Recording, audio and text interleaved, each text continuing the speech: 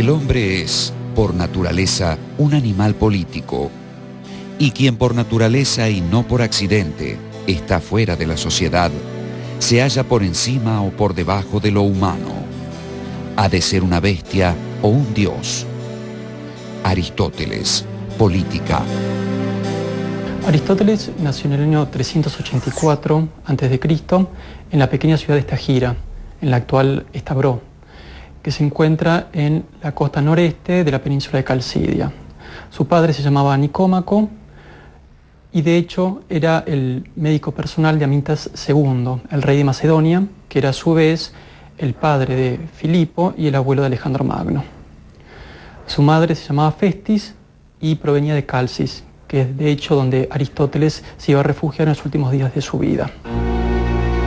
El interés de Aristóteles por el estudio de la naturaleza quizá comenzó en su juventud, pues probablemente fue instruido por su padre en los rudimentos de la medicina en la corte de Amintas II. Entonces Aristóteles muy probablemente en la infancia haya vivido en la ciudad de Pela, que era el lugar donde se encontraba la corte de Macedonia, y allí haya conocido a Filipo, que más o menos tendría su misma edad. De todas maneras, Aristóteles permaneció muy poco tiempo allí en Pela, porque sus padres murieron cuando todavía era niño. Y lo tomó a su cargo un pariente de la familia, se llamaba Próxeno, y lo llevó con él a otro lugar en Asia Menor, que se llama Atarneo, cerca de la región de Misia. Allí, en Atarneo, Aristóteles conoció a Hermias, que en ese momento era un simple ciudadano y más adelante se iba a convertir en el gobernante, en el soberano de la ciudad de Atarneo y también de la ciudad de Asos. Cuando Aristóteles tenía unos 17 años, su tutor decidió enviarlo a estudiar al lugar más reconocido de Grecia, la Academia Platónica. Hay que pensar que la Academia Platónica había sido fundada en el 388 a.C., es decir, 4 años antes que Aristóteles naciera. Y ya hacía tiempo que la fama de Platón y de la escuela filosófica que él había fundado se había extendido por toda Grecia. Rápidamente, Aristóteles se convirtió en el alumno más brillante de la academia. Platón comenzó a llamarlo el lector por su afición a leer todo escrito que llegara a sus manos, y la mente por su deslumbrante intelecto. En la academia, Aristóteles encontró, además, una muy importante cuestión filosófica que subyacía a la polémica entre Platón y los sofistas: la relación del lenguaje con la verdad. Sofista quiere decir sabio, pero a raíz de Platón y de las polémicas que hubo, esta palabra ha pasado a significar casi lo contrario, es decir, tergiversador, falaz. De cualquier manera, en este contexto Aristóteles recibe la enseñanza del idealismo de Platón, se incorpora a ella. La cuestión crucial en el campo de las ideas está en decidir si con el lenguaje humano se puede llegar a obtener una verdad constante, inmutable, o si el lenguaje humano produce solamente convenciones. En los 20 años de su permanencia en la academia, Aristóteles adhirió a la solución de Platón. Más tarde, habría de criticar la teoría de las ideas y elaborar una entera reformulación del problema. De todos modos, mientras Platón vivió, Aristóteles se mantuvo fiel a sus enseñanzas. Luego, irá desarrollando su propia filosofía, crítica respecto del platonismo, pero siempre cercana a él. Otra crítica importante que le hace Aristóteles a Platón, aparte de la innecesaria duplicación de la realidad, es el tema de la participación. Según la teoría de las ideas, las cosas sensibles son en la medida en que participan de una idea. Pero Aristóteles dice en la metafísica que la noción de participación es una metáfora vacía, que no explica nada. No se entiende de qué manera las ideas pueden ser causa, ¿sí?, respecto de las cosas. Esto también va a tener una incidencia muy fuerte en la ética de Aristóteles, sobre todo cuando él critique la idea del bien platónica. podría decir que la diferencia central pasa por lo siguiente. Tanto Platón como Aristóteles creen que hay algo que es la forma, la esencia de las cosas, los dos apuntan a eso y creen que la filosofía tiene que apuntar a eso, pero la diferencia es que Platón pone esa esencia en un ámbito trascendente y Aristóteles la ubica en un plano inmanente. La diferencia entre la filosofía de Aristóteles y la de su maestro no se definiría hasta después de la muerte de Platón. Cuando Platón muere, Aristóteles decide retirarse de Atenas, probablemente por dos motivos. Por un lado, por cuestiones políticas. Ya en esta época había conflictos entre Atenas y Macedonia. Y por otro lado, por cuestiones filosóficas. Cuando Platón muere, o antes de morir, decide dejarle la conducción de la academia a su sobrino Espeusipo, que justamente representaba una de las tendencias de la filosofía platónica que a Aristóteles menos le agradaban. Entonces, por eso Aristóteles decide retirarse. Aristóteles viajó a Aterneo, donde se encontró con su amigo Hermías, soberano de la ciudad. Junto con dos platónicos, Erasto y Corisco, fundó una escuela filosófica en la ciudad de Asos. Filipo decide llamar a Aristóteles para que sea el preceptor de Alejandro Magno, que en ese momento ya tenía 13 años. Entonces Aristóteles decidió viajar y aceptar la invitación de Filipo, y poco tiempo después de que se fue, Hermias cayó en poder de los persas y lo torturaron para que él revelara secretos que sabía de la invasión que estaba preparando Filipo de Persia. Aristóteles se conmovió mucho por esa muerte heroica, porque en ningún momento reveló los secretos de Filipo, y le dedicó un poema que más adelante le iba a traer problemas, porque los atenienses lo iban a acusar de irreligiosidad y de impiedad por haber compuesto un poema a una persona que más parecía ser digno de un dios que de un ser humano. El poema a Hermías no fue el único homenaje que Aristóteles rindió a su infortunado amigo. Hermías no tenía más familiares que una hermana menor, cuyo nombre era Pitia. Aristóteles se hizo cargo de ella y poco tiempo después la desposó. Mientras, se dedicó a la formación del joven Alejandro. En el año 340, al morir Filipo, Alejandro fue nombrado regente de Macedonia. Aristóteles volvió entonces a Estagira, su ciudad natal. Luego de pasados 5 años allí en Estagira, en el 335, Aristóteles vuelve a Atenas. Era un hombre que tenía 50 años, era sin duda el pensador más famoso, más reconocido de toda Grecia. Y en ese momento la sucesión de la academia había pasado a manos de Genócrates, de quien Aristóteles en un primer momento había sido amigo y había compartido doctrinas filosóficas, pero ahora se había distanciado mucho de él. Entonces decidió fundar una escuela por su cuenta, ahora sí distinta de la academia, incluso opuesta a la dirección y al pensamiento de la academia. Aristóteles alquiló unas casas que estaban junto al santuario dedicado a Apolo Liceo. De ahí tomó su nombre la escuela aristotélica, el Liceo. En el terreno arrendado había además un jardín que tenía senderos. A Aristóteles le gustaba pasear por este lugar mientras daba sus clases de la mañana, dedicadas a los discípulos más avanzados. Como en griego, paseo o lugar de paseo se dice perípatos, los asistentes a esas clases fueron llamados peripatéticos. Los apuntes correspondientes a las clases que impartía Aristóteles por la mañana son lo que se ha llamado escritos esotéricos y son los que conservamos. De los otros, llamados exotéricos, solo nos han llegado algunos pocos fragmentos. Respecto a las obras de Aristóteles, hay que distinguir entre obras exotéricas y obras esotéricas, con X, exotéricas, y esotéricas con S. Las obras exotéricas son, al parecer, las obras que Aristóteles había destinado a la publicación, eran, según testimonios, diálogos a imitación de los de Platón o parecidos a los de Platón. Pero el problema es que las obras que supuestamente Aristóteles destinó a la publicación no se conservaron, o mejor dicho, se conservan solo fragmentos. Lo que sí constituye el corpus aristotélico son las llamadas obras esotéricas, las obras destinadas a un auditorio de alumnos. Básicamente lo que se conservan de Aristóteles son notas y apuntes de clase. De allí el tono bastante árido y elíptico que tienen las obras de Aristóteles. Según Cicerón, los diálogos hoy perdidos de Aristóteles eran un río de oro por su elocuencia y su lenguaje elegante y preciso. Además de las obras esotéricas y exotéricas, también integran el corpus una serie de recopilaciones sobre temas muy diversos y una cierta cantidad de obras cuya atribución a Aristóteles resulta dudosa.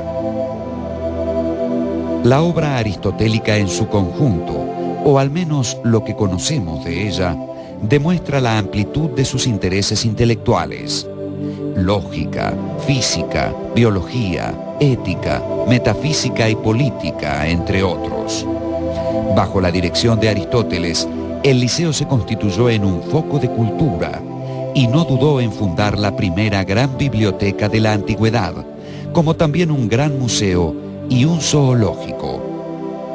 Por lo que sabemos, Alejandro subsidiaba al Liceo y eso fue lo que le permitió a Aristóteles conseguir un gran número de volúmenes, por la cual hizo una gran biblioteca, que de hecho iba a ser un anticipo de la Escuela de Alejandría, de la Biblioteca de Alejandría, y por otra parte logró conseguir gran cantidad de mapas y gran cantidad de animales para hacer un zoológico. Los años en que dirigió el Liceo fueron los más productivos en la vida de Aristóteles. De esta época data la mayor parte de su obra, y aunque solo una parte de ella haya llegado hasta nosotros, sabemos que era vastísima. Los escritos conservados llenaron 106 rollos de papiro de los 550 que, según el catálogo alejandrino, ocupaba antiguamente su producción escrita total.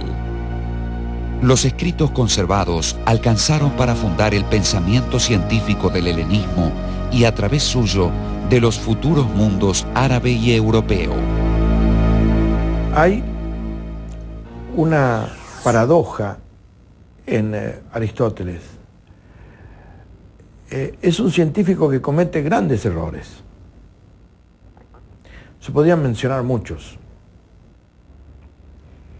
En medicina, por ejemplo, obstinadamente sostiene que el centro de la organización fisiológica es el corazón y no el cerebro. Y así podríamos agregar muchísimos otros errores. Sin embargo, Aristóteles sobrevive y pervive todavía porque tiene un método y una forma de ver las cosas con una impresionante capacidad de reelaboración. Aristóteles acomete de alguna manera la primera sistematización o clasificación de las ciencias en la metafísica. Allí divide a la ciencia o el pensar discursivo en tres clases. Estarían las ciencias productivas, las ciencias prácticas y las ciencias teóricas. Las ciencias productivas apuntan a la producción de objetos bellos y útiles. Las ciencias prácticas se ocupan de la acción y ahí encontraríamos a la ética y a la política. Y las ciencias teóricas, que se ocupan del conocimiento por el conocimiento mismo, en esas ciencias teóricas Aristóteles ubica a la física, ubica a la matemática y ubica a la teología o filosofía primera, o lo que se debe llamar metafísica, como ciencia suprema, ¿sí? En la medida en que tiene como objeto esas realidades inmateriales e inmóviles que son lo divino, ¿no? O que implican lo divino. El ser humano, Aristóteles lo definía así, es un animal racional. Entonces, nuestro conocimiento primero parte de los sentidos, de la experiencia. Y una vez que hemos captado nuestro conocimiento sensible, nuestra inteligencia puede realizar una labor de abstracción desde esos datos sensibles. Entonces, la mejor manera de comprender el pensamiento de Aristóteles es partir justamente de la concepción que él tenía acerca de lo natural, acerca de lo físico. Desde allí uno se puede elevar a la consideración sobre las otras disciplinas, la filosofía primera, la psicología, etc.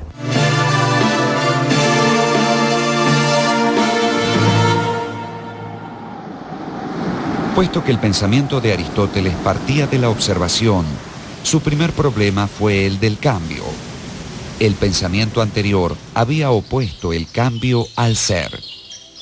Por su parte, Aristóteles acuñó la noción del ser en potencia, que no es un no ser y tampoco un ser pleno, lo que en la terminología aristotélica se denomina ser en acto. Esta noción le permitió explicar el cambio como un paso del ser en potencia al ser en acto. Así, por ejemplo, la madera es una mesa en potencia y la mesa, por otra parte, es una madera en acto. Para explicar el cambio al que todas las cosas del mundo están sometidas, hay que pensar que en cada caso hay algo que cambia. Aristóteles llamó ousia a ese algo. La palabra griega ousia designaba el verdadero valor de una propiedad puesta como garantía en una transacción comercial. La ousia de un terreno era lo que ese terreno auténticamente valía, lo que objetivamente representaba, su realidad. La palabra fue traducida luego por los romanos como sustancia, es decir, lo que está por debajo, lo que sostiene. Lo sostenido por la sustancia son los accidentes. Una silla puede ser más vieja o más nueva, más clara o más oscura, pero seguirá siendo lo que es. Podemos hablar de la realidad o del ser en sentido categorial, y ahí aparecen las 10 famosas categorías de Aristóteles, que son los predicados más generales para hablar acerca de la realidad, ¿sí?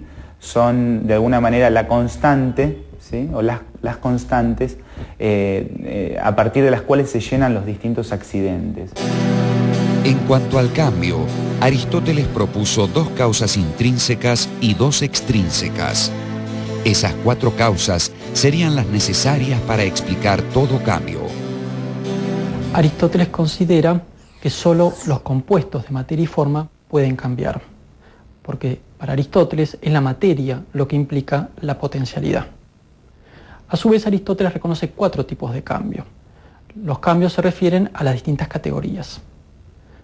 En primer lugar, tenemos el cambio de la sustancia.